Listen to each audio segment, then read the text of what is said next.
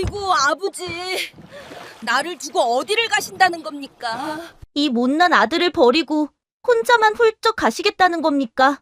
목청이 터져라 소리를 지르는 꼬마의 외침에 나루터에 모인 사람들의 시선이 일제히 쏠렸습니다. 고든 심지의 대감은 아연실색하여 아이를 밀어내려 했답니다. 평생 시종 하나 거느린 적 없는 정갈한 선비에게 느닷없는 아들이라니.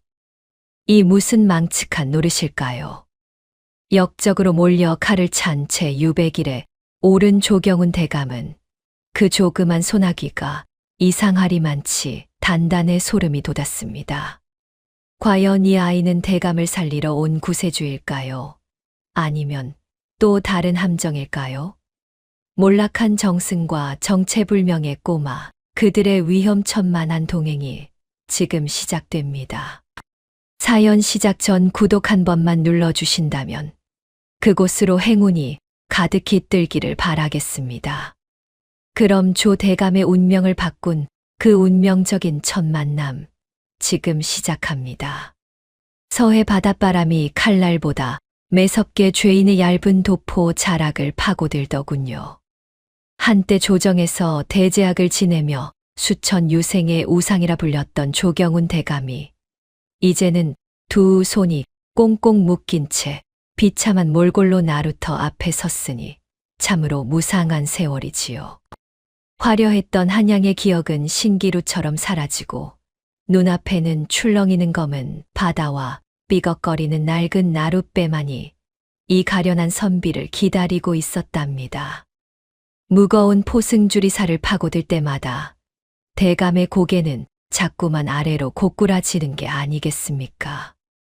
억울한 영모 누명을 쓰고 유백일에 오른 대감의 품속에는 남몰래 숨겨온 작은 단검 하나가 들어 있었습니다.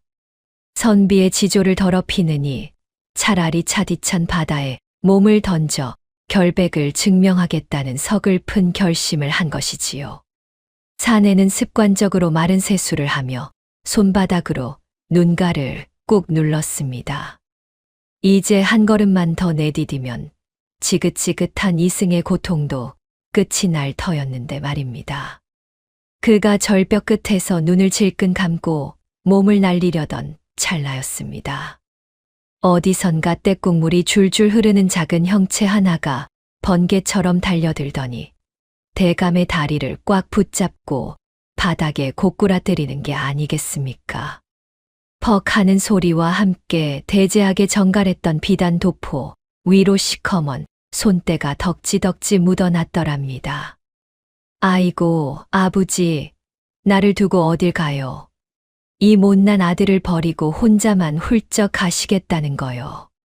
목청이 터져라 소리를 지르는 꼬마의 외침에 나루터에 모인 사람들의 시선이 일제히 쏠렸지요. 조경훈 대감은 아연실색하여 아이를 밀어내려 했습니다. 평생 시종 하나 거느린 적 없는 정갈한 선비에게 느닷없는 아들이라니. 이 무슨 망측한 노릇일까요? 아이는 아랑곳하지 않고 대감의 가슴팍에 머리를 비벼대며 꺽꺽 울음을 터뜨렸습니다. 그 와중에 아이의 소매에 묻어있던 기름진 청어, 기름이 대감의 도포 끝동에 길게 얼룩을 남겼는데 훗날 이것이 제 목숨을 구할 열쇠가 될 줄은 꿈에도 모른 채 대감은 그저 혀를 끌끌 찼더랬지요. 포졸들이 귀찮다는 듯 발길질을 하려 하자 꼬마는 얼른 품속에서 보자기에 싼 주먹밥을 꺼냈습니다. 그러고는 대감의 대답을 들을 새도 없이 큼지막한 밥덩이를 입속으로 강제로 밀어넣는 게 아니겠습니까? 입안 가득 퍼지는 고소한 참기름, 냄새와 짭조름한 소금기 속에서 사내는 문득 정신이 번쩍 들었답니다. 엉겁결에 밥을 씹어 삼키는 대감의 귓가에 아이가 아주 낮고 은밀한 목소리로 속삭이더군요. 죽는 건 언제든 할 수 있지만 밥 먹는 건 때가 있는 법이지요. 일단 씹고 보십시오. 그래야 복수를 하든 뭘 하든 할 것 아닙니까? 무이라 불린 이 아이의 눈동자 속에는 꾀죄죄한 겉모습과는 전혀 어울리지 않는 기묘한 생기가 서려 있었습니다. 그 매서운 눈빛에 압도된 대감은 자신도 모르게 단검을 쥐었던 손의 힘을 스르르 풀고 말았지요. 나룻배에 올라탄 뒤에도 아이의 기행은 멈출 줄을 몰랐습니다. 거센 파도가 배를 집어삼킬 듯 요동치자 포졸들은 멀미에 취해 골아떨어졌는데 그 틈을 타 아이가 슬금슬금 대감 곁으로 다가오더랍니다. 겉으로는 장난을 치는 듯 보였으나 아이의 손가락은 귀신 같은 솜씨로 포승줄 매듭을 헐겁게 풀어놓고 있었지요. 조경훈 대감은 이 믿기지 않는 상황에 가끈을 조여 매는 신용을 하며 눈을 가늘게 떴습니다. 그의 머릿속에는 유배를 떠나기 전날 밤 임금과 독대했던 기억이 주마등처럼 스쳐 지나갔습니다.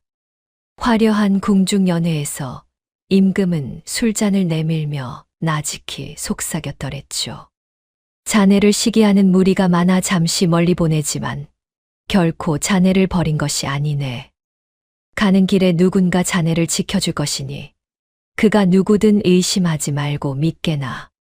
금잔에 비친 임금의 간절한 눈빛과 지금 눈앞에서 콧노래를 흥얼거리는 누더기 꼬마가 도저히 겹쳐지지 않았지만 거센 파도가 배를 덮쳐 사내가 중심을 잃고 고꾸라지려 할 때마다 무인은 신속하게 밧줄을 가져와 대감의 몸을 돛대에 단단히 고정해 주더군요.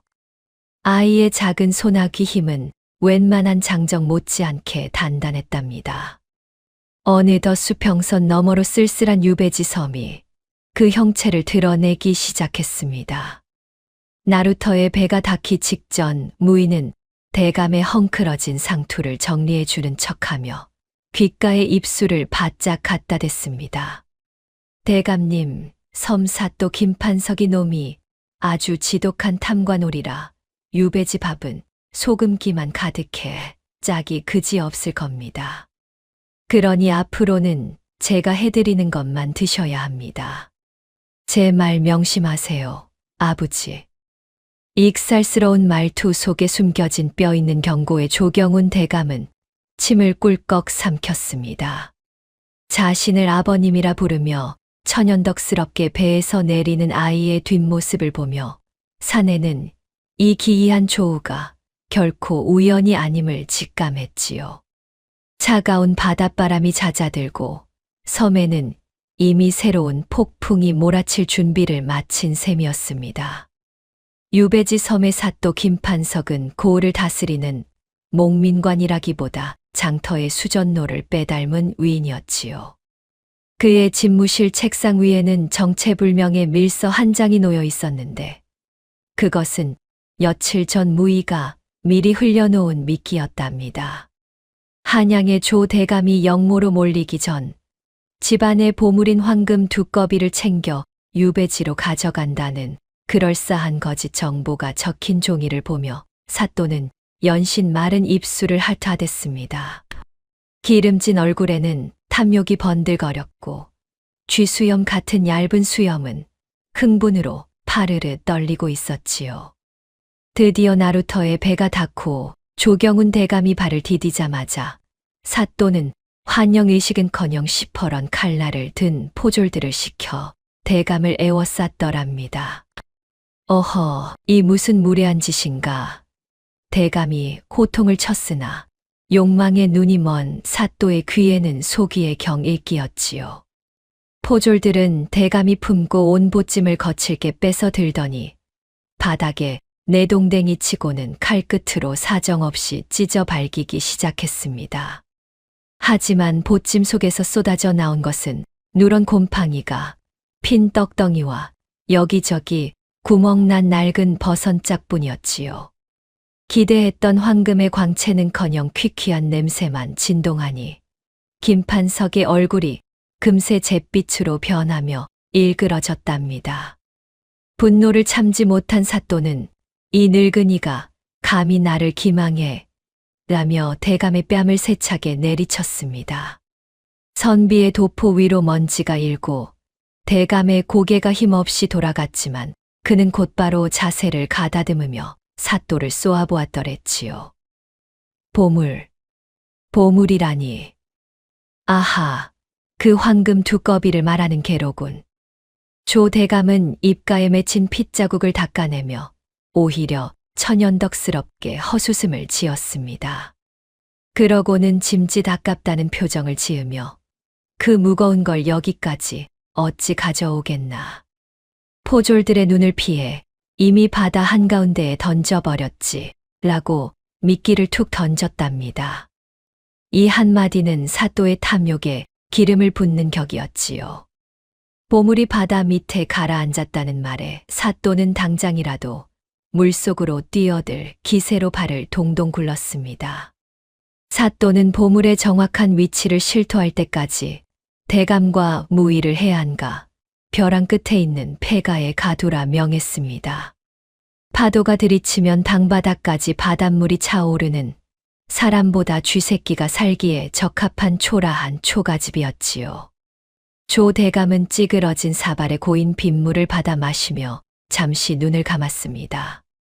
한창 때는 정승들과 어울리며 금잔에 넘치는 향기로운 술을 마시며 태평성대를 논했는데 이제는 목숨을 부지하려 거짓말을 일삼는 처지가 되었으니 참으로 기가 막힐 노릇이었답니다.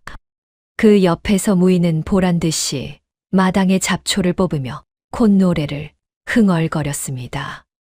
겉보기에는 철없는 아이의 소일거리였으나 사실 녀석의 눈은 매처럼 날카롭게 관아의 뒷담 높이와 보초들이 교대하는 시간을 하나하나 꿰고 있었지요. 대감이 굶주림과 비참함에 지쳐 쓰러지려 할 때마다 무의는 바위 틈에서 몰래 캐온 싱싱한 굴과 조개를 내밀며 대감의 입에 넣어 주었답니다. 대감님, 정신 차리세요. 저 사또 놈이 우리 밥에 소금을 얼마나 쳤는지 아십니까?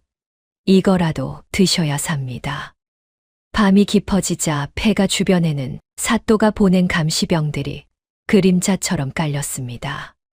금두껍이라는 단어 하나라도 놓치지 않으려는 사또의 집착이 극에 달한 셈이었지요. 이를 눈치챈 무의는 일부러 대감의 무릎을 베고 누우며 목소리를 높였더랍니다. 아버지, 그 황금 두꺼비 말이에요. 바다에 버렸다고 거짓말하길 잘했어요. 사실은 저 앞마당 느티나무 밑에 아주 깊숙이 묻어두었잖아요. 그쵸? 문 밖에서 귀를 세우고 있던 감시병들의 눈이 번쩍 뜨였지요. 다음 날 새벽 그 소식을 전해들은 사또 김판석은 세수도 하지 않은 채 섬 전체를 이 잡듯 뒤지기 시작했답니다. 조 대감은 마당 한 구석에서 흙을 파헤치며 헛물 켜는 사또의 뒷모습을 보며 자신을 지켜주겠다던 임금의 말을 떠올렸습니다. 저 어린 무의가 판을 짜고 자신은 그 장단에 맞춰 춤을 추는 이 기묘한 연극이 과연 어디까지 이어질지 대감의 가슴 속에는 두려움과 함께 묘한 기대감이 피어오르고 있었더랍니다.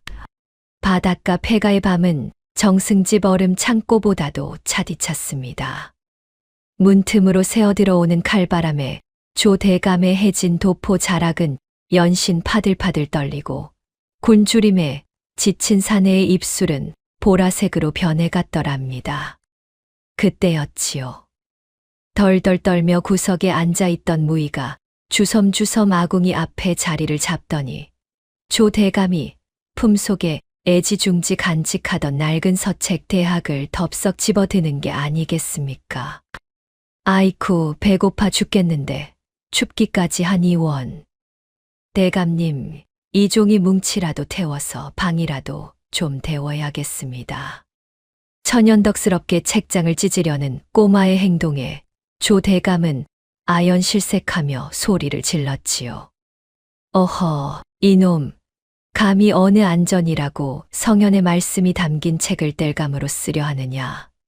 대감은 노구의 몸을 날려 무의의 손에서 서책을 뺏으려 실랑이를 벌였더랍니다. 그 과정에서 서책의 겉표지가 아궁이 속에 이글거리는 불길 근처로 쑥 밀려 들어가고 말았지요. 그런데 참으로 기묘한 일이 벌어졌습니다. 불길의 뜨거운 열기가 책 표지에 닿는 순간 아무것도 없던 바탕 위로 푸르스름한 글자들이 마치 살아있는 벌레처럼 꿈틀거리며 서서히 나타나는 게 아니겠습니까? 그것은 바로 청어 기름으로 쓴 비밀 지도였답니다. 조 대감이 나루터에서 무이와 부딪혔을 때 도포 끝동에 묻었던 그 비릿한 기름 자국이 사실은 이 서책의 비밀을 푸는 열쇠였다는 사실을 그제야 깨닫게 된 것이지요.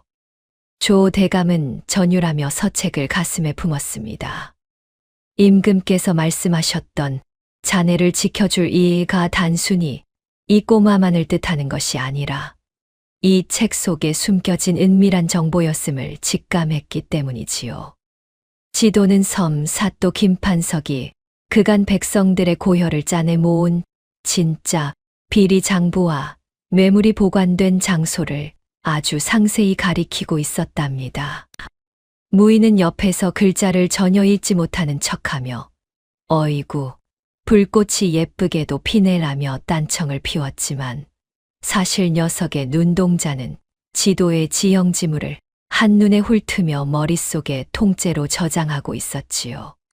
지도가 가리키는 곳은 다름 아닌 관아 내 사또의 침소 밑 은밀하게 숨겨진 지하 창고였답니다. 조 대감은 떨리는 목소리로 물었지요. 너는 이 글자가 보이느냐? 무인은 천연덕스럽게 머리를 긁적이며 글자는 무슨요? 그냥 종이가 타려고 하니까 무지갯빛이 나는가 보죠 라며 시선을 회피했습니다. 하지만 대감은 보았습니다. 아이가 서책을 붙잡았을 때 살짝 드러난 손목의 단단한 굳은 살을 말이지요.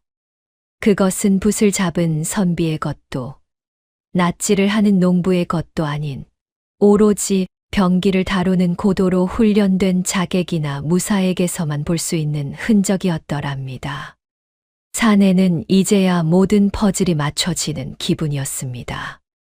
이 잔망스러운 꼬마가 사실은 임금의 밀명을 수행하는 비선 실세였음을 말이지요. 조 대감은 과거 급제 후 임금에게 하사받았던 그 고결한 붓과 종이의 감촉을 떠올렸습니다. 그때는 세상을 다 얻은 것 같았건만 지금은 이름 모를 섬의 폐가에서 불타가는 종이 한 장에 목숨을 걸어야 하는 처지가 되었으니 참으로 인생사 알다가도 모를 일이지요. 이것이 세상 밖으로 나가면 누군가는 죽고 누군가는 살겠지. 대감의 나직한 읍조림과 함께 두 사람은 다시는 이 비밀이 새어나가지 않도록 지도를 아궁이 불 속에 던져버렸습니다. 화르르 타오르는 불꽃 속에서 조 대감과 무인은 서로의 눈을 응시했지요. 비록 한마디 말도 나누지 않았으나 어둠 속에서 맺어진 두 사람의 동맹은 그 어떤 혈맹보다도 굳건해 보였답니다. 탐욕의 눈먼 사또는 지금쯤 자신의 침소 밑에서 장부가 타들어가는 줄도 모르고 꿈속에서 황금 두꺼비를 껴안고 있겠지요. 하지만 보름달이 뜨는 날, 이 폐가에서 시작된 작은 불씨가 관아 전체를 태워버릴 거대한 불길이 될 것임을 그 누가 알았겠습니까? 폭풍이 몰아치기 전에 바다는 본래 거울처럼 잔잔한 법이지요. 비밀 지도를 태워 없앤 뒤 유배지 폐가에는 기묘하고도 평화로운 공기가 감돌기 시작했답니다. 우리의 무인은 매일같이 마을 아이들과 어울려 산으로 들로 뛰어다녔는데 그저 철없이 노는 줄로만 알았던 이 아이의 귀는 당나귀, 귀마냥 쫑긋 서 있었지요. 아이들과 숨바꼭질하는 척화나 근처를 돌며 포졸들이 언제 술판을 벌이는지, 어느 장소에서 낮잠을 자는지 그 허술한 틈바구니를 샅샅이 파악하고 있었던 것이지요. 그 사이 조 대감에게도 놀라운 변화가 생겼습니다. 평생 뒷짐지고 헛기침만 하던 대제학 어른이 이제는 체면을 굴레처럼 벗어던지고 마을 아이들의 글방 선생님이자 딱지 왕이 된 게 아니겠습니까? 종이를 꾹꾹 접어 만든 딱지를 아이들에게 쳐주며 호쾌하게 웃는 대감의 모습은 영락없는 동네 할아버지였지요. 이 소문을 들은 사또 김판석은 허허, 그 꼿꼿하던 조경훈이가 유배 생활에 아주 노망이 났구나 라며 무릎을 탁 쳤더랍니다. 사또는 대감을 향한 경계심을 완전히 풀고는 폐가 주변의 감시 인원을 절반으로 줄여버리는 큰 실수를 저지르고 말았지요. 무희는 매일 밤 아무도 모르게 바다로 나가 작살로 은빛 고기를 낚아 올렸습니다. 대감님, 오늘은 보약 같은 놈으로 잡아왔습니다. 라며 낄낄거리는 아이의 손에는 싱싱한 생선이 들려 있었고, 덕분에 조 대감의 파리했던 안색은 점차 생기를 되찾아갔답니다. 대감 또한 가만히 있지 않았지요. 한양에서 소문난 미식가였던 경험을 살려 마을 안악들에게 최신 요리법을 전수해 주었는데, 고마움을 느낀 안악들이 관아 내부의 은밀한 소문들을 대감의 귀에 속속들이 날라다 주었더랍니다. 반면 탐욕에 눈먼 김사또는 보물을 찾겠다며 섬의 신성한 바위들을 정으로 쪼고 부수느라 민심을 완전히 잃어가고 있었습니다. 그가 돌덩이와 씨름하는 동안 무희는 관아 근처 나무 위에 고양이처럼 올라가 사또 침소의 창문 잠금 장치 구조를 유심히 관찰했지요. 조 대감 역시 낮잠을 자는 척 마당 흘바닥에 나뭇가지로 관아 내부의 병력 배치도를 그렸다가 인기척이 들리면 천연덕스럽게 슥슥 지워버리는 치밀함을 보였답니다. 마을 사람들은 이제 사또보다 조 대감을 더 따르기 시작했습니다. 주막 주인 백설아는 우리 동네에 진짜 어른이 오셨네라며 몰래 독주와 안주를 폐가로 보내오기도 했지요. 어느 평화로운 오후 따스한 햇살 아래 조 대감은 무희의 무릎을 베고 누워 지그시 눈을 감았습니다. 문득 대감의 머릿속에는 한양 대저택에서 손주들에게 딱지를 접어주며 웃던 행복한 한때가 스쳐 지나갔습니다. 그때는 그게 소중한 줄 몰랐는데 지금 이름도 모르는 섬 아이들과 딱지를 치는 이 순간이 어찌 이리 눈물겹도록 따뜻한가. 사내는 마음속으로 조용히 읊조렸답니다. 무희야, 우리가 한양에 돌아가서도 이 바닷바람과 너와 함께 먹던 이 밥맛을 잊지 말자꾸나. 조 대감의 나직한 약속에 무희는 평소답지 않게 말없이 먼 바다를 응시했습니다. 하지만 이 달콤한 평화는 곧 깨어질 운명이었지요. 관아의 차가운 지하 감옥에서는 이미 피비린내 나는 음모가 고개를 들고 있었으니까요. 노을이 서산 너머로 붉게 타들어 갈수록 유배지 폐가 마당에 홀로 앉은 조 대감의 속은 시커먼 숫덩이가 되어갔답니다. 평소라면 영감탱이 저녁 굶고 싶소 하며 생선 한 토막이라도 들고 나타났을 무희가 해가 꼴딱 넘어가도록 소식이 없었으니 말이지요. 대감은 툇마루 끝에 걸터 앉아 먼 길목만 뚫어지게 바라보며 가끈을 조였다 풀었다 하며 노심초사했더랍니다. 이 녀석이 장터 구경에 정신이 팔렸나 아니면 무슨 사고라도 당한 것인가. 사내의 가슴 한구석에 불길한 예감이 스멀스멀 피어오르기 시작했지요. 참다 못한 조 대감은 채통이고 뭐고 다 던져버리고 버선발로 시장을 향해 뛰기 시작했습니다. 한평생 뒷짐 지고 느릿느릿 걷던 대제학 어른이 흙먼지를 일으키며 달리는 꼴이라니 지나가던 개가 봐도 기야말 노릇이었지요. 하지만 시장 어귀에 도착한 대감의 발걸음은 돌처럼 굳어버리고 말았답니다. 시장 입구 진흙탕 위에 엎질러진 나물 바구니와 그 옆에 외롭게 뒹구는 집신 한 짝이 보였기 때문이지요. 그것은 대감이 손수 엮어주었던 무희의 작고 낡은 집신이었습니다. 흙탕물에 짓밟혀 너덜너덜해진 그 신발 한 짝을 보는 순간 조 대감의 눈앞은 캄캄해지고 심장은 천길 낭떠러지로 떨어지는 듯 했더랍니다. 무희야, 무희 이 녀석 어디 있느냐? 대감이 울부짖으며 시장 사람들을 붙잡고 물었으나 상인들은 사또의 눈치가 무서워 입을 굳게 다물고 외면할 뿐이었지요. 그때였습니다. 몽둥이를 든 포졸 수십 명이 어둠 속에서 튀어나와 대감의 앞길을 막아섰더랍니다. 사또 나리께서 부르시니 잔말 말고 따라오너라. 포졸들은 대감을 마치 짐짝 취급하며 강제로 관아 집무실로 압송해 갔지요. 관아 마당에 거꾸러진 조 대감의 눈앞에 탐욕스러운 미소를 지으며 김판석 사또가 나타났습니다. 쥐수염을 꼬며 비릿하게 웃는 그놈의 목소리는 기름기가 좔좔 흘렀더랍니다. 어이구, 대제학 어른. 꼬리말이 아니십니다, 그려. 저기 좀 보시지요. 사또가 가리킨 곳에는 무희의 옷까지 일부가 피 묻은 채 의자에 걸쳐져 있었지요. 황금 두꺼비가 어디 있는지 지금 당장 불지 않으면 저 꼬맹이의 손가락을 오늘 밤부터 하나씩 잘라내겠네. 내 말에 거짓이 없는지 알고 싶다면 어디 한번 버텨보시게나. 조 대감은 그 자리에 주저앉아 바닥을 치며 통곡했습니다.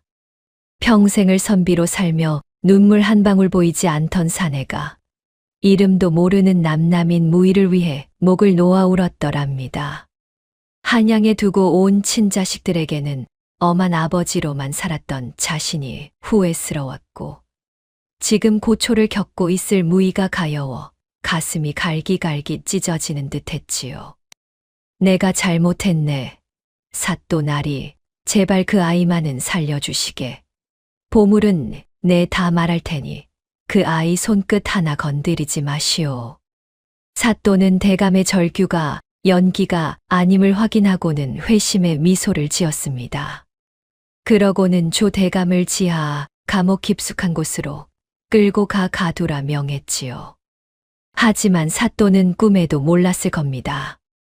무희는 사실 납치된 것이 아니라 관아 지하에 숨겨진 비밀 장부 보관소의 정확한 위치를 파악하기 위해 스스로 덫에 걸려든 척했다는 사실을 말이지요.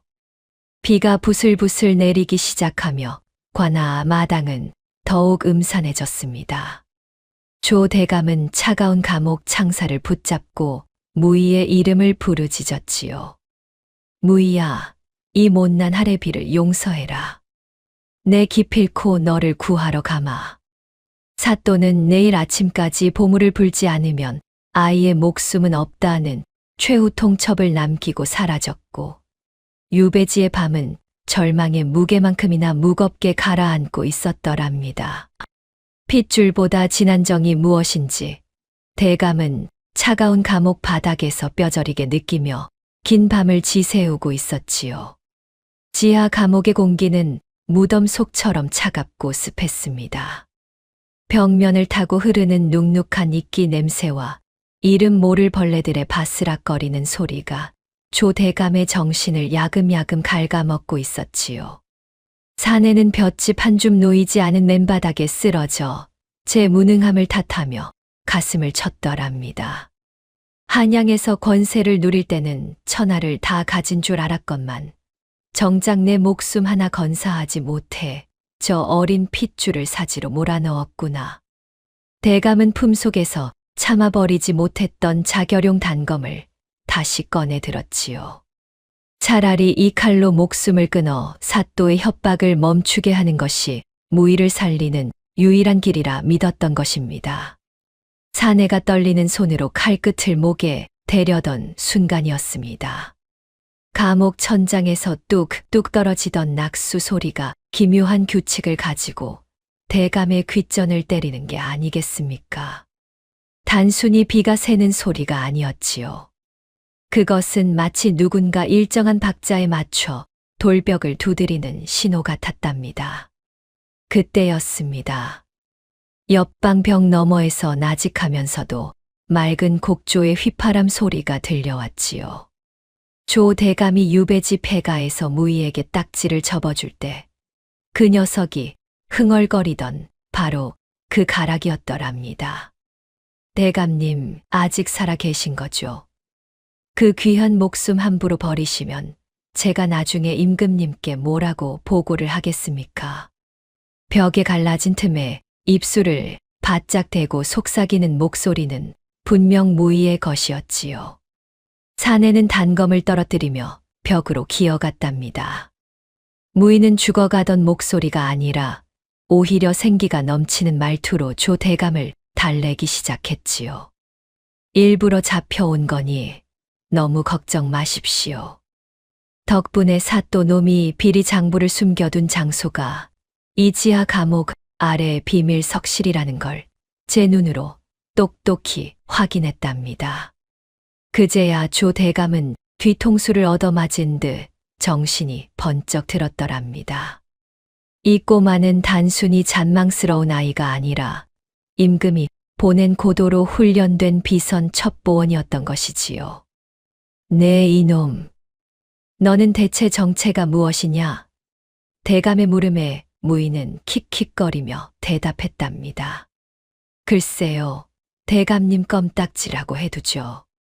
일단 이거나 받으십시오. 무의는 간수들이 술기운에 졸고 있는 틈을 타 벽 틈새로 가내다란 쇠꼬챙이 하나를 쓱 밀어 넣어 주었지요. 그것은 감옥의 자물쇠를 단번에 딸 수 있는 은밀한 연장이었답니다. 조 대감은 무의의 지시에 따라 떨리는 손으로 자물쇠 구멍을 더듬기 시작했습니다.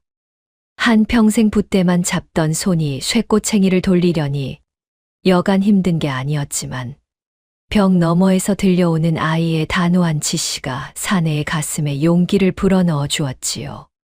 조금 더 왼쪽으로. 그렇지요. 거기서 탁 치세요. 대감은 문득 과거 정쟁의 소용돌이 속에서 살아남기 위해 동료들을 외면했던 비겁한 자신을 떠올렸습니다. 하지만 지금 이름도 모르는 이 아이와 나누는 이 은밀한 연대감은 그 어떤 권력보다도 사내를 강하게 만들고 있었더랍니다. 한편 사또 김판석은 감옥 밖에서 신복들을 시켜 조 대감의 방을 엿듣게 했지요. 대감이 보물 위치를 독백하거든 즉시 보고하라는 명을 내린 것이었습니다. 조 대감은 무의와 눈을 맞추듯 벽을 한번 툭 치고는 일부러 큰 소리로 허공에 대고 연기를 시작했답니다. 아이고, 이를 어쩌나. 그 금두꺼비는 사실 사또 나리침소 밑바닥을 세 척이나 파고 묻어두었는데 이제는 영영 찾을 길이 없겠구나. 이 소리는 즉각 사또에게 전달되었고 탐욕에 눈먼 김판석은 그 밤중에 당장 제 방 바닥을 뜯어내겠다며 도끼를 들고 달려갔더랍니다. 사또가 헛다리를 짚으며 광분하는 사이 지하 감옥의 어둠 속에서는 탈출을 위한 마지막 결속이 단단히 맺어지고 있었지요. 조 대감은 쇠꼬챙이가 자물쇠 속에서 탈칵 하고 돌아가는 소리를 들으며 난생 처음으로 자신의 힘으로 운명의 문을 열 준비를 마쳤더랍니다. 절망의 끝에서 피어난 희망의 불씨가 이제 막 타오르기 시작한 셈이었지요. 어둠이 짙게 깔린 지하 감옥에 달칵 하는 가느다란 쇠소리가 고요를 깼더랍니다. 조 대감의 떨리는 손끝에서 자물쇠가 마침내 입을 벌리자 옆방에서는 이미 제 몸바닥처럼 수갑을 풀어헤친 무의가 고양이처럼 가볍게 담을 넘어 나타났지요. 아이는 제 몸집보다 큰 감옥 문을 소리 없이 열어젖히며 대감의 팔을 부축했답니다. 자, 영감님. 이제부터는 숨이 턱 끝까지 차오를 테니 마음 단단히 먹으셔야 합니다. 두 사람은 관아 뒷길에 으스스한 그림자를 따라 필사적으로 발걸음을 옮겼습니다. 하지만 꼬리가 길면 밟히는 법이라 했던가요. 모퉁이를 돌자마자 횃불을 든 포졸 수십 명이 개미떼처럼 몰려나와 두 사람의 앞길을 꽉 막아서는 게 아니겠습니까? 붉은 불빛 아래 드러난 포졸들의 시퍼런 칼날을 보며 조 대감은 그만 다리가 풀려 주저앉을 뻔했더랬지요. 그때였습니다. 떼국물 흐르던 누더기 꼬마 무이가 근처에 나뒹굴던 굵직한 나무 몽둥이 하나를 덥석 집어들더니 마치 용이 승천하듯 허공을 가르며 날아올랐답니다. 휘릭 퍽 하는 둔탁한 소리와 함께 앞장섰던 포졸들이 추풍낙엽처럼 쓰러져 나갔지요. 화려한 몸놀림에 입을 다물지 못하던 조 대감은 대감님, 넋 놓고 계실 때가 아닙니다. 라는 무의의 호통에 정신을 차리고는 아이가 열어준 길을 따라 눈썹이 휘날리도록 뛰기 시작했답니다. 한참을 달리던 두 사람의 앞을 가로막은 것은 분노로 얼굴이 뻘겋게 달아오른 사또 김판석이었지요. 직접 칼을 빼 들고 나타난 사또는 광기 어린 눈으로 소리를 질렀더랍니다. 이놈들, 내 황금 두꺼비를 어디다 숨기고 도망을 가느냐. 죽어서도 그 보물은 내놓고 가야 할 것이다. 탐욕에 눈이 먼 자의 칼끝은 조 대감의 목전을 겨누며 사정없이 휘둘러졌지요. 그 찰나 무의가 다람쥐처럼 사또의 겨드랑이 밑을 파고들더니 소매치기보다 빠른 솜씨로 사또의 허리춤을 훑고 지나갔답니다. 사또가 헛칼질을 하며 비틀거리는 사이 무의 손에는 관아의 모든 창고와 문서고를 열 수 있는 묵직한 열쇠 꾸러미가 들려 있었지요. 그것은 단순한 쇠붙이가 아니라 사또 김판석이 누려온 가짜 권위를 단숨에 뺏어왔음을 상징하는 승전보와 같았답니다. 추격대는 더욱 거세게 몰아쳤고 두 사람은 결국 섬에서 가장 높은 절벽인 낙조대 끝까지 내몰리고 말았지요. 발 아래는 집채만 한 파도가 바위를 집어삼킬 듯 으르렁거리는 검은 바다뿐이었답니다. 조 대감은 절벽 끝에 서서 젊은 시절 무의 연습을 게을리하며 서책만 파고들었던 자신을 뼈저리게 후회했더랬지요. 아, 여기서 내 인생이 끝나는구나 싶은 순간 차가운 무의의 작은 손이 대감의 손을 꽉 움켜쥐었습니다. 대감님, 저를 믿으시지요? 숨 크게 들이마시고 눈 딱 감으십시오. 말이 끝나기가 무섭게 무의는 대감의 허리를 낚아채며 저 깊고 어두운 심연을 향해 몸을 던졌답니다. 휘리릭 강풍이 귓가를 스치고 심장이 입 밖으로 튀어나올 것 같은 찰나 수십 발의 화살이 두 사람이 서 있던 자리에 고슴도치처럼 꽂혔지요. 차가운 바닷물이 온몸을 덮치는 순간 조 대감은 생사의 갈림길에서 무의의 손을 잡고 있다는 것만으로 기묘한 생의 경이로움을 느꼈더랍니다. 두 사람의 형체는 거센 조류를 타고 절벽 아래 숨겨진 해식 동굴 속으로 씻은 듯이 사라져 버렸습니다. 절벽 위에서 발을 동동 구르며 저놈들을 시체라도 찾아내라. 내 황금, 내 장부, 라고 광분하는 사또의 비명만이 공허한 바다 위로 흩어질 뿐이었지요. 죽음의 문턱을 함께 넘은 노정승과 어린 무사 두 사람의 진짜 반격은 이제부터가 시작이었답니다. 집채만 한 파도를 뚫고 살아 돌아온 조 대감과 무의가 당도한 곳은 섬 외곽의 으스스한 주막 설화점이었답니다. 소금기 어린 바닷물에 젖어 덜덜 떠는 두 사람의 몰골은 차마 눈뜨고 보기 힘들 정도였지요. 그때였습니다. 말없이 주막을 지키던 주모 백설화가 김이 모락모락 나는 국밥 두 그릇을 탁 소리 나게 내놓더군요. 죽기 싫으면 일단 드쇼. 속이 따뜻해야 복수도 하는 법이니. 투박한 전라도 사투리가 섞인 그 말 한마디에 대감의 얼어붙은 마음이 조금은 녹아내리는 듯 했더랍니다. 조 대감이 떨리는 손으로 국밥 속 노숟가락을 집어들었을 때였지요. 숟가락 끝동에 아주 작게 새겨진 은밀한 왕실 문양을 발견하고는 사내의 눈동자가 크게 흔들렸답니다. 그것은 한양에서 임금이 신뢰하는 비밀 결사들만이 공유하는 암구였으니 이 소박한 주막의 주인이 예사 인물이 아님을 단번에 알아차린 것이지요. 설화는 대감의 눈빛을 읽었는지 낮게 가라앉은 목소리로 자신의 속사정을 털어놓기 시작했더랍니다. 사실 설화에게는 10년 묵은 서리보다 더 차가운 한이 서려 있었습니다.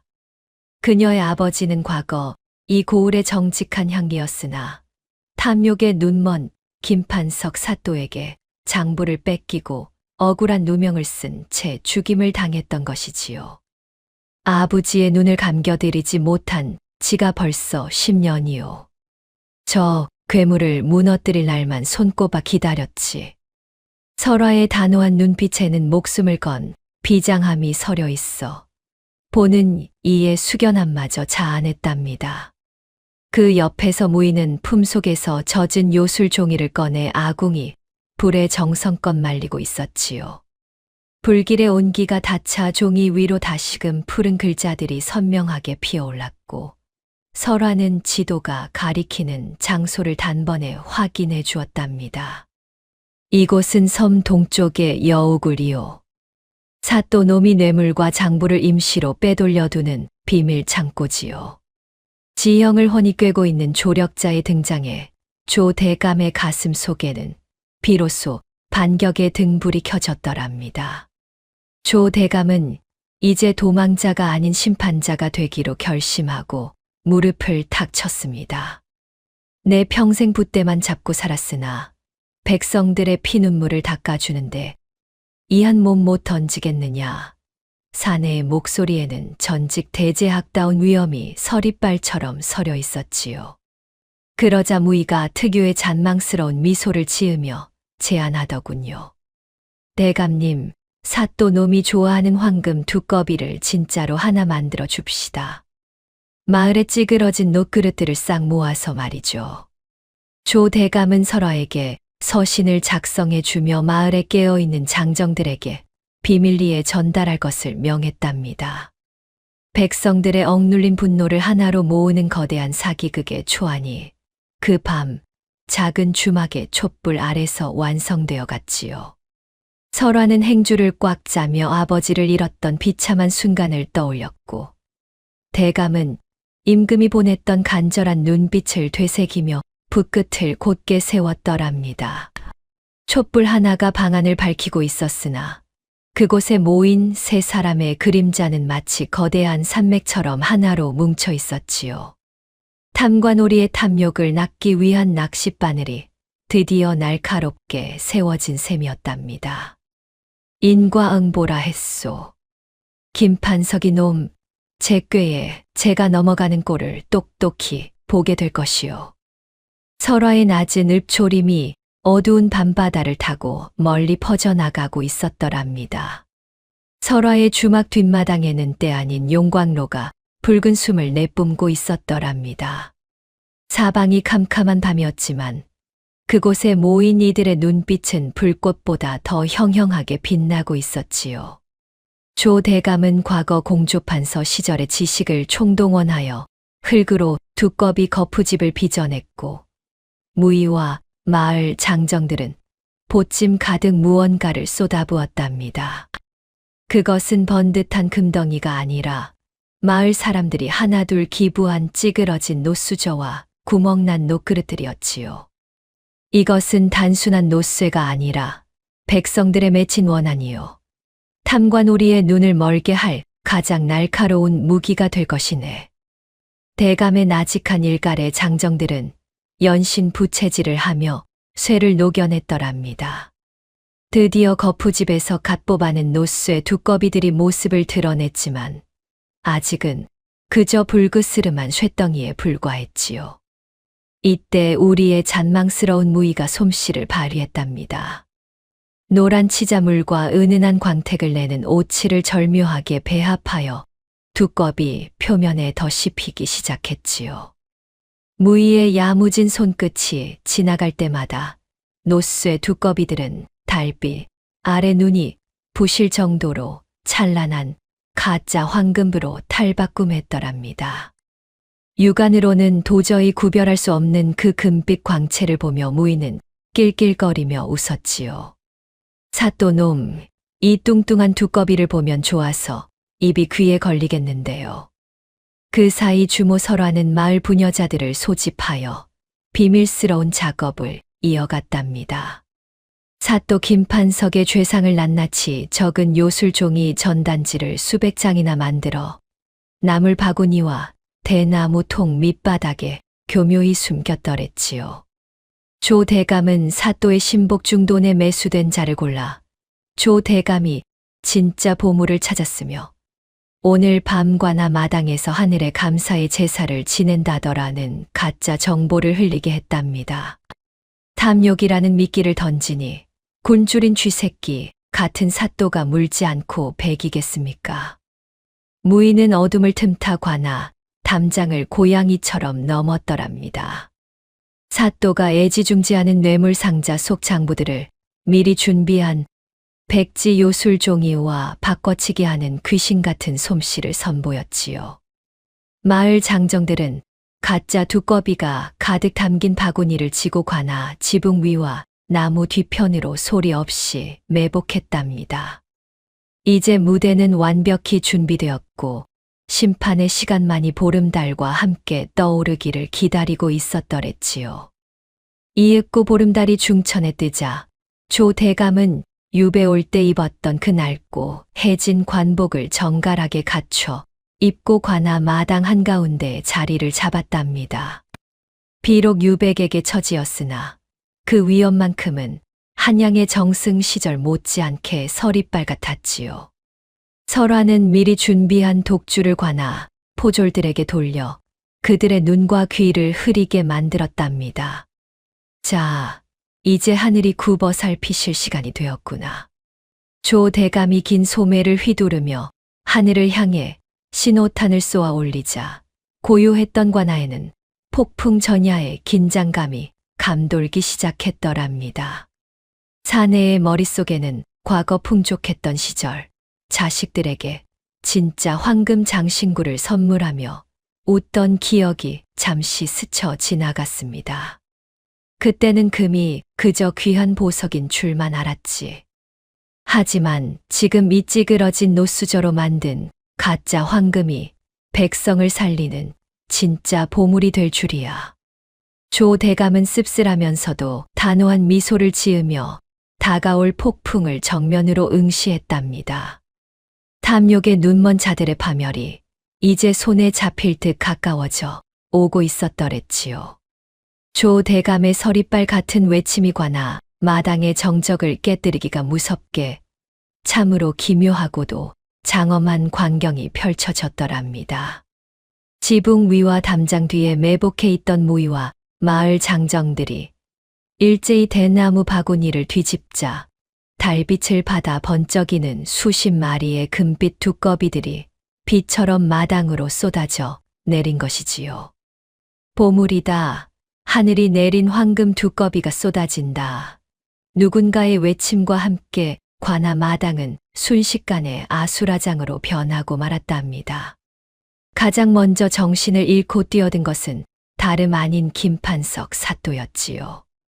평소의 위엄은 온데간데 없고 짐승 같은 비명을 지르며 진흙 바닥을 기어다니며 두꺼비를 품 안으로 쓸어 담기 시작했더랍니다. 술에 취해 비틀거리던 포졸들 역시 대오를 이탈하여 서로 두꺼비를 차지하겠다고 칼부림까지 벌이며 엉겨 붙었으니 그 꼴이 마치 지옥의 아귀 다툼을 보는 듯 했지요. 사또는 품 안이 가득 차다 못해 관복 자락이 터져 나갈 지경인데도 내 거다. 이것도 다 내 것이야. 라고 외치며 탐욕의 밑바닥을 여실히 보여주었더랍니다. 그 혼란을 틈타 무인은 번개 같은 몸놀림으로 관아 종각에 올라가 커다란 종을 울리기 시작했습니다. 땡땡 하고 울려 퍼지는 종소리는 곧 마을 사람들의 진입 신호였지요. 횃불을 든 백성들이 성난 파도처럼 관아 정문을 밀고 들어왔고 그들의 손에는 무의가 준비했던 요술종이 벽보들이 들려 있었답니다. 사람들은 사또의 집무실 벽과 관아 기둥마다 일제히 그 종이들을 붙여나갔지요. 참으로 신통방통한 일은 그 다음에 벌어졌더랍니다. 백성들이 들고 있던 횃불의 열기가 벽보에 닿자 아무것도 없던 하얀 종이 위로 붉은 글씨들이 마치 핏방울처럼 솟아오르기 시작한 것이지요. 사또 김판석이 언제 누구에게 얼마만큼의 뇌물을 받았는지 기록된 비밀 장부의 내용이 온 천하에 공개되는 순간이었답니다. 품 안에 가득 두꺼비를 안고 있던 사또는 벽보에 선명하게 적힌 자신의 이름과 죄상을 발견하고는 안색이 잿빛을 넘어 흑빛으로 변해버렸지요. 조 대감은 마당에 흩어진 가짜 두꺼비 하나를 집어 사또의 발치에 툭 던지며 서리발처럼 일갈했더랍니다. 김판석이 이 어리석은 놈아, 내 눈에는 이것이 황금으로 보이느냐? 이것은 내 탐욕이 빚어낸 가짜 환상이요. 억울하게 고혈을 짜인 백성들의 눈물이다. 대감의 호통에 사또는 뒤늦게 포졸들을 불렀으나 이미 그들은 가짜 두꺼비를 줍느라 사또의 명령 따위는 귓전으로 흘린 채 서로의 멱살을 잡고 나뒹굴고 있었더랬지요. 사실 김판석에게도 남모를 사연은 있었답니다. 어린 시절 찢어지게 가난한 집안 형편 때문에 이웃집 노수저 하나를 훔쳤다가 죽도록 매를 맞고 쫓겨난 기억이 있었지요. 다시는 노수저 따위에 매 맞는 인생을 살지 않겠다는 비뚤어진 결심이 황금에 대한 광적인 집착으로 변했던 것이랍니다. 하지만 제 욕망을 채우려 백성을 짓밟은 대가는 너무나도 가혹했지요. 아수라장이 된 관아 정문 너머로 땅을 울리는 말발굽 소리가 천둥처럼 들려오기 시작했답니다. 한양에서 파견된 기마대의 압도적인 긴장감이 관아를 덮쳤고 사또는 그제야 자신이 판함정에 스스로 빠졌음을 깨닫고 털썩 주저앉고 말았더랍니다. 하늘이 내린 두꺼비 비는 축복이 아니라 탐관오리의 명주를 끊는 저승사자의 전령이었던 셈이지요. 관아 정문을 부수고 들어오는 기마대의 말발굽 소리는 잠자던 섬 전체를 뒤흔드는 천둥 소리보다도 웅장했답니다. 횃불의 붉은 물결이 마당을 가득 채우자 한양에서 내려온 검찰관들이 서리발 같은 기세로 포위망을 좁혀왔지요. 그때였습니다. 떼국물 흐르던 포졸 복장을 거칠게 벗어 던지며 대열맨 앞으로 나선 이가 있었으니 바로 우리가 알던 잔망스러운 꼬마 무이였더랍니다. 녀석은 평소의 장난기 어린 표정을 싹 지우고는 달빛보다 눈부신 금빛 마패를 품 안에서 꺼내 높이 쳐들었지요. 암행어사 출두야. 한양의 밀명을 받들어 탐관오리 김판석을 단죄하러 왔노라. 아이의 목소리라곤 믿기지 않는 위엄 서린 호통이 마당에 내리꽂히자 아수라장이던 관아는 찬물을 끼얹은 듯 정적에 휩싸였답니다. 품 안에 가짜 황금 두꺼비를 한가득 안고 있던 사또 김판석은 그만둔 손의 힘이 풀려 두꺼비들을 진흙 바닥에 우르르 떨어뜨리고 말았지요. 아, 어사. 암행어사라니. 저 꼬맹이가. 사또는 믿기지 않는 현실 앞에 다리가 풀려 바닥에 납작 엎드린 채 머리를 조아렸더랍니다. 기름진 얼굴은 공포로 하얗게 질려 사시나무 떨듯 떨리고 있었지요. 무인은 차가운 눈빛으로 조 대감이 확보했던 진짜 비리 장부와 요술종이 증거물들을 검찰관들에게 넘겼답니다. 여기 백성들의 피눈물로 쓴 기록이 있소. 단 한 푼의 오차도 없이 김판석의 죄상을 낱낱이 밝히시오. 이어 조 대감 또한 품속에서 소중히 간직해온 임금의 비밀 서찰을 꺼내 보였지요. 그것은 대감이 영모 누명을 쓴 것이 아니라 임금의 특명을 받고 유배를 가장해 이 섬의 비리를 파헤치러 왔음을 증명하는 서신이었더랍니다. 사실 무희의 진짜 정체는 임금이 가장 아끼는 어린 비선 기록관이자 내로라 하는 무관들도 혀를 내두를 정도의 무술 고수였지요. 이 사실이 백성들 앞에 밝혀지자 마을 사람들은 하늘이 우리를 굽어 살피셨다 며 만세를 불렀답니다. 반면 사또 김판석은 바닥에 뒹굴고 있는 두꺼비 하나를 집어들더니 그것이 황금이 아니라 백성들의 찌그러진 녹그릇을 녹여 만든 가짜임을 알고는 허탈함에 미친 듯이 웃어댔지요. 가짜. 다 가짜였어. 내 황금이, 내 권세가 고작 노수조였단 말이냐. 그 웃음소리는 탐욕의 눈먼 자의 비참한 최후를 알리는 곡소리와도 같았더랍니다. 검찰관들은 사또의 목에 무거운 칼을 씌우고 그를 지하 감옥으로 사정없이 끌고 갔습니다. 또한 관아 창고에 쌓인 모든 몰수 자산을 백성들에게 골고루 나눠줄 것을 명했지요. 조 대감은 비로소 무거운 짐을 내려놓은 듯 깊은 한숨을 내쉬며 무희의 어깨를 툭툭 쳤답니다. 고생 많았다. 이 잔망스러운 녀석아. 네가 아니었다면 내 진작에 바다 물귀신이 되었을 게다. 대감의 진심 어린 감사의 무희는 다시 특유의 능청스러운 미소를 지으며 대답했더군요. 에헤이 대감님. 감사는 무슨요. 한양 가면 맛있는 국밥이나 한 그릇 거하게 사십시오. 조 대감은 이 순간 유배 오기 전 임금과 나누었던 마지막 대화를 떠올렸더랬지요. 자네의 목숨을 이 나라의 정의를 위해 한 번만 빌려주게. 라고 간절히 부탁하던 임금의 눈빛이 이제야 가슴에 와닿았습니다. 어둡고 억눌렸던 유배지 섬의 진정한 정의의 태양이 떠오르는 순간 대감과 무희는 서로의 손을 꽉 잡으며 승리의 기쁨을 나눴답니다. 억울한 자들의 눈물을 닦아주는 것, 그것이야말로 진짜 보물보다 값진 일임을 두 사람은 몸소 증명해 보인 셈이지요. 억울한 누명을 벗고 정승의 지위를 회복한 조 대감이 한양으로 돌아가는 날, 유배지 나루터에는 전례 없는 장관이 펼쳐졌더랍니다. 임금이 직접 보낸 화려한 귀환선이 금빛 윤스를 가르며 정박해 있었고 그 주위로 온 마을 사람들이 모여들어 인산인해를 이루었지요. 죄인의 몸으로 끌려올 때는 차디찬 바닷바람뿐이었건만 이제는 만세 소리와 눈물 어린 배웅이 대감의 뒤를 따르고 있었답니다.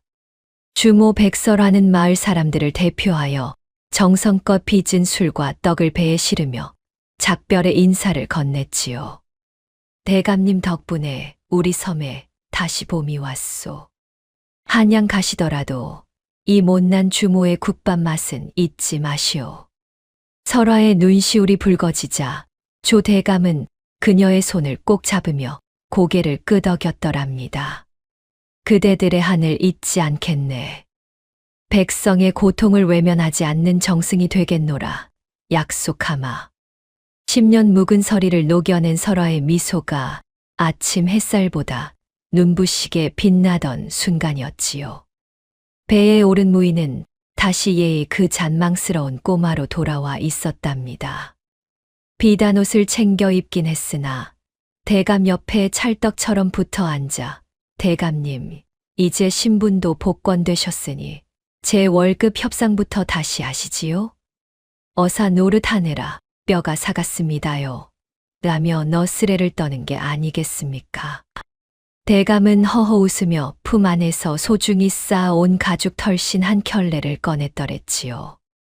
지난밤 무희가 잠든 사이 대감이 직접 고르고 닦아둔 선물이었답니다.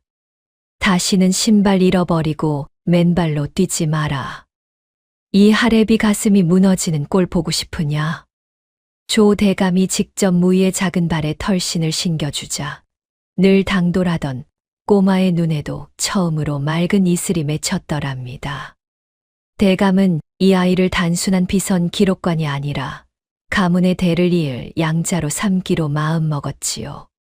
핏줄보다 진한 것은 고난을 함께 나누며 쌓아온 마음의 두께라는 것을 유배 생활을 통해 뼈저리게 느꼈기 때문이랍니다.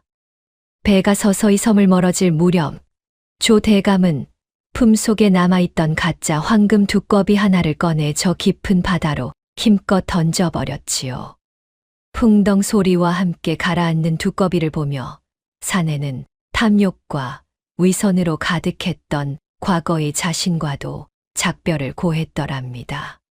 진짜 보물은 금덩이가 아니라 바로 내 곁에 있는 사람의 마음이로구나. 대감의 나직한 읍조림이 시원한 바닷바람을 타고 멀리 퍼져나갔지요. 무인은 그새 울음을 닫고 품 안에서 종이 한 장을 꺼내 자랑스럽게 펼쳐 보였답니다. 그것은 작전 지도가 아니라 한양의 소문난 맛집들이 빼곡히 적힌 먹거리 지도였지요. 대감님, 한양 도착하자마자 이 집부터 가야 합니다. 여긴 수육이 입에서 살살 녹거든요. 무의의 천진난만한 외침의 배 위에는 한바탕 웃음꽃이 피어났더랍니다. 배는 붉은 노을이 아닌 희망찬 아침 햇살을 받으며 한양을 향해 힘차게 물살을 갈랐습니다. 저 멀리 섬 나루터에서는 아이들이 조 대감이 접어준 종이 딱지를 흔들며 작별 인사를 하고 있었지요. 인생이란 말이다. 가짜 황금을 쫓는 게 아니라 진짜 인연을 낚는 것이란다. 대감의 인자한 웃음소리가 파도 소리에 섞여 아스라이 울려 퍼지며 대단원의 막이 내렸답니다. 훗날 한양의 정승 집무실 한가운데에는 화려한 보석 대신 찌그러진 노수저 하나가 소중히 모셔져 있었다지요. 조 대감은 권력에 취할 때마다 그 수저를 보며 섬 마을 사람들과 무의와 나누었던 그 뜨거웠던 밥 한 그릇의 무게를 되새겼다니 참으로 멋들어진 인생의 마무리가 아니겠습니까? 달빛에 번쩍이던 가짜 황금 두꺼비보다 찌그러진 노수저 하나를 가슴에 품고 사람의 소중함을 깨달은 조 대감의 마지막 뒷모습이 참으로 길게 여운을 남깁니다. 우리네 인생도 돌이켜보면 손에 쥔 재물보다 거친 파도를 함께 넘으며 내 손을 꼭 잡아주었던 고마운 인연들이 결국 가장 큰 보물로 남는 법이지요. 모진 유배지의 바람을 견뎌내고 끝내 정의를 세운 조 대감의 기계처럼 여러분의 마음속에도 오늘 하루 훈훈한 온기와 희망이 가득하시길 바랍니다.